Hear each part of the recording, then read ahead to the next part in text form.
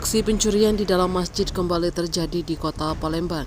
Kali ini para pelaku yang tak bertanggung jawab beraksi di masjid tertua di kota Palembang dan bersejarah, yakni Masjid Kiai Muara Ogan.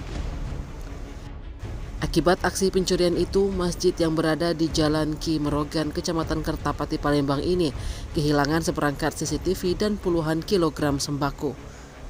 Mengetahui masjid telah dibobol pencuri, Ketua Yayasan Masjid Kiai Muara Ogan, Dedi Hambali, membuat laporan polisi di ruang sentra pelayanan kepolisian terpadu SPKT Polrestabes Palembang.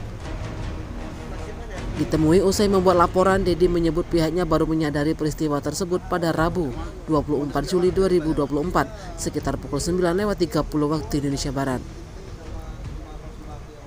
Salah satu merbot ada yang lapor bahwa pintu masuk masjid sudah rusak. Setelah dicek, seperangkat CCTV dan sembako hilang. Tak hanya CCTV, bahkan sembako yang disimpan di dalam ruangan tersebut juga hilang.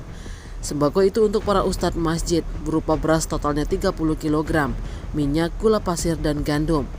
Total kerugian kurang lebih 10 juta. Sementara itu, Kepala SPKT Polrestabes Palembang, Kompol Padli, membenarkan adanya laporan tersebut. Menurutnya, laporan yang dibuat oleh pelapor telah diteruskan ke Satreskrim Polrestabes Palembang. Masjid mana yang dimasuki pencuri ini, Pak? Masjid Ki Merogan. Mau cerita mana ceritanya, Pak? Iya, dimasukin, dijebol, diambil CCTV sama sembako yang untuk dibagikan ke kiai-kiai. Oh, pencurinya masuk lewat mana, Pak? Pintu mana? Lewat pintu jebol, pintu depan. Pintu depan tuh lah, Pak. Oh ya, apa aja yang diambil?